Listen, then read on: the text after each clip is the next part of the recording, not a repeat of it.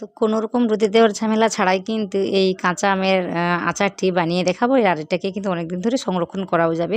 তো সেটা আজকে আমি বলে শোনাবো আমার আঞ্চলিক ভাষা দিয়ে।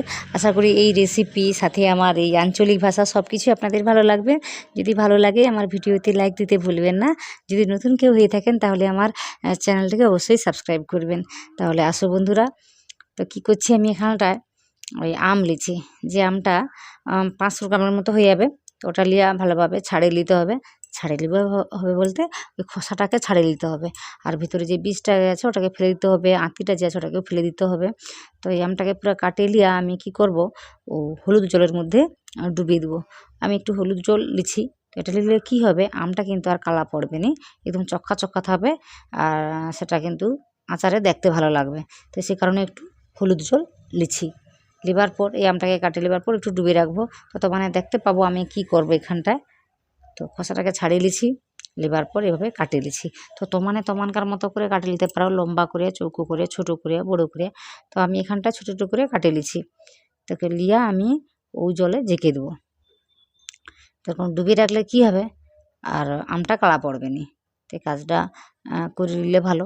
তো আজকে আমি কি করছি, একটু রোদে দিচ্ছি। রোদে বলতে একটু বাতাসে রাখছি। আজ প্রচুর মেঘলা হয়ে আছে, সেরকম কোনো রোদ কিছুই নেই। তো একটু রোদে দেবো।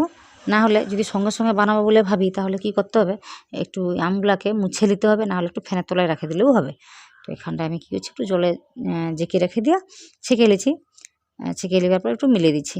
তো তোমাকে দেখাইবো পরিবেশটা কীরকমই আছে এই সময়। একদম মেঘলা হয়ে আছে, কোথাও রোদ কিচ্ছু নেই। তো আধ ঘন্টার জন্য রেখে দিচ্ছি, শুধু জলটাকে শুকলা করে নেবার জন্য। তো দেখো তোমাকে দেখিয়ে দিই পরিবেশটা কীরকমই। তো একদমই কিন্তু মেঘলা। তো আমি বারবার করি যে এটাকে রোদে নাই দিলেও হবে। যদি সঙ্গে সঙ্গে কাজটা করে নিতে চাও, তাহলে কী করবে, একটা কাপড় দিয়ে মুছে নিলে এই জলটা মুছা হয়ে যাবে, এক্সট্রা যে জলটা। তো আর কিন্তু রোদে দিতে হবে না। তো এটাকে রোদে দেওয়ার পর আমি কি করছি, একটা কাঠি বা কোনো একটা চামচ দিতে হবে, যেটাতে সূচের মতো থাকবে, সেটা দিলে একটু গাঁথে দিলে যেন ছাঁদা ছাঁদা হয়। তো একটু ছাঁদা করে নিতে হবে। তো তোমাকে এখানটা দেখাচ্ছি, দেখো যে আমটা কিন্তু শুকিয়েছে বলতে জলটা মরিছে, পুরাপুরি কিন্তু শুকায়নি। তো দেখে নিশ্চয়ই তোমার বুঝতে পারো।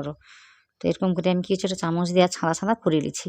তো এটা করলে কি হবে, পরে চিনির জল হোক কি যে লবণটা ভালো করে ঢুকে যাবে, স্বাদ লাগবে ভালো, যে কোনো মশলাটাও ভালো করে ঢুকবে। এরকম করে কিন্তু করে নিতে হবে।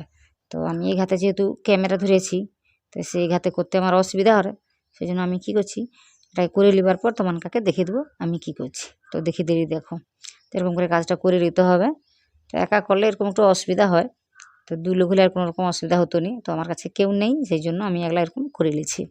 তো এই আচারটাকে তৈরি করার জন্য একটা পাউডার না, মশলার যে পাউডারটা সেটা তৈরি করে নিতে হবে। সেজন্য ওই ধনিয়া লিছি, গোটা ধনিয়া 1.5 চামচের মতো, জিরা লিছি 1 চামচের মতো, আর ওই মেথি লিছি 1 চামচের মতো, আর মৌরিটাকে লিছি আমি 2 চামচের মতো। তো ওটা নিলে কিন্তু স্বাদ লাগে ভালো। আর এখানটায় কি লিছি, লঙ্কাটা বাড়িয়া কমিয়ে নিতে পারো। তো এখানটায় আমি কি করছি, 5টার মতো নিচ্ছি। তো এটা অনেকটা কিন্তু ঝাল লাগবে। তো এটাকে একটা গুঁড়া করে নেবো, একদম ফাইন করে গুঁড়া করবো না। এটাকে কী করবো, একটু ওই গোটা গোটা থাকবে, দানা দানা থাকবে, সেরকম করে বাটি নেবো শিলনোড়াতে। তো কড়াইতে 2 চামচের মতো তেল দিচ্ছি, সরষের তেলটা দিলে এই আমের আচারটা খেতে ভালো লাগবে, তো সেই কারণে দিচ্ছি। তো দেওয়ার পর 5 ফোড়নটা দিচ্ছি, এটাকে মনে আবার সম্রা কই, সেটা দিচ্ছি। দেওয়ার পর আমি কিন্তু কী করছি, ওই 5 ফোড়নে একটু ওই কালো জিরাটা একটু বেশি করে দিচ্ছি। এটা দিলে কিন্তু দেখতেও ভালো লাগে, আবার খেতেও ভালো লাগে, তো সে কারণে দিবা। তো দিয়া একটু লাড়ি চাড়িয়ে নেবো। নেবার পর ওর উপরে কী করবো, একটু পরিমাণটা বুঝে শুইয়া লবণটাকে দিয়ে দেবো। তো এই সময় লবণটা দিলে ভালো করে ঢুকবে, প্রথম থেকে ওই জন্য দিয়ে দিই। তো এটাকেও দিয়া লাড়ি চাড়িয়ে নেবো। নেবার পর কী করবো, ওর মধ্যে একটু চিনি দিয়ে দেবো। চিনি দিয়ে দেবো বলতে, ধরো আমটাকে আমি যখন কাটি তখন 500 গ্রামের মতো ছিল, তারপরে কাটিয়ে নেবার পর মোটামুটি বোঝা যায় যে 400 গ্রামের মতো আছে। তো সেই মাপটা বুঝে শুনে আমি কী করছি, 300 গ্রামের মতো চিনিটাকে দিচ্ছি। তো এটাকে দিয়া মিশিয়ে নেবো। সবসময়ের জন্য কিন্তু আমি গ্যাসের যে আগুনটাকে ওটাকে মিডিয়াম করে রেখে দিচ্ছি বা মাঝারি করে রেখে দিচ্ছি, তাহলে কী হবে, তাড়াতাড়ি আচারটা তৈরি হবে। যদি লো করে রাখি বা কমিয়ে রাখি, ওটা কিন্তু সারাদিন লেগে যাবে, বলতে পারেন ওই কত লাগবে, 1 ঘন্টার মতো লাগতে পারে। তো মিডিয়াম রেখে কিন্তু কাজটা করলে তাড়াতাড়ি হয়ে যাবে। তাও কিন্তু লবণ চিনি সব কিছু ভালো করে ঢুকে যাবে আচারের মধ্যে। তো কী করছি, এখানটায় চিনিটা একটু গলিতে একটু হলুদ গুঁড়ো দিচ্ছি কালারের জন্য, আর একটু লঙ্কা গুঁড়ো দিচ্ছি, এটা ঝালও লাগবে, রঙটাও ভালো আসবে, তো সেটা ভেবে আমি দিচ্ছি।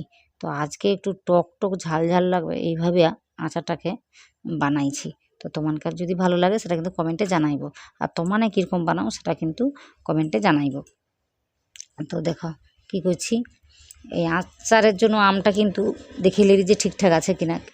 আমটা কিন্তু অনেকটা স্বচ্ছ হয়েছে, মানে পরিষ্কার হয়েছে, তো বোঝা যাবে যে আচারটা কিন্তু হয়েছে। সে কারণে আমি কি করছি, 3 চামচের মতো যে গুঁড়া মশলাটা রাখছিলে, ভাজা মশলাটা, ওটা দিচ্ছি, দিয়া একটু ফুটে নেবো। তারপরে আবারও দেবো।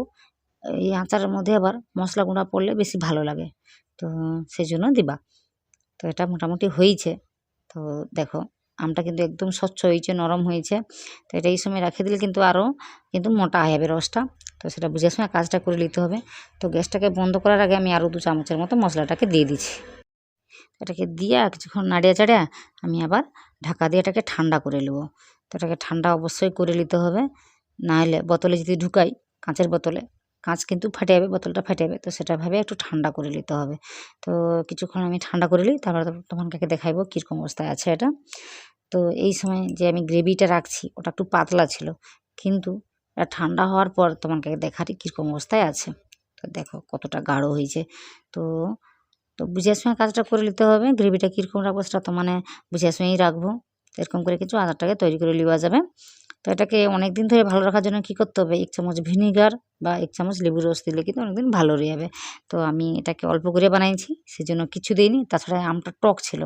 এই টক আম কিন্তু অনেক দিন আবার ভালো থাকে, আচারটা অনেক দিন ধরে ভালো রাখবে। সেই কারণে আমি আর কিছু দেইনি, শুধু এরকম করে তৈরি করে নিয়েছি। তৈরি করে নিলে তোমাকে দেখারই, দেখো কতটা ভালো হয়েছে। তো আমি বারবার যেটা করি, আচারটাকে ভালো রাখতে কিন্তু 1 চামচ ভিনিগার বা 1 চামচ লেবুর রস দিলে অনেকদিন ভালো থাকবে। তাছাড়া মাঝে মাঝে রোদ দিলে কিন্তু নষ্ট হবে না, একদম টাটকা থাকবে, ভালো থাকবে। তো এই কাজটা করে নেবো।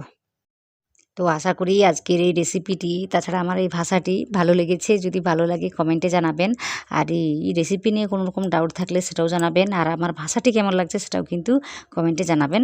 আমি আমার ভাষাকে ভালোবাসি, তাই সাহস করে ভিডিওটি বানাতে পেরেছি।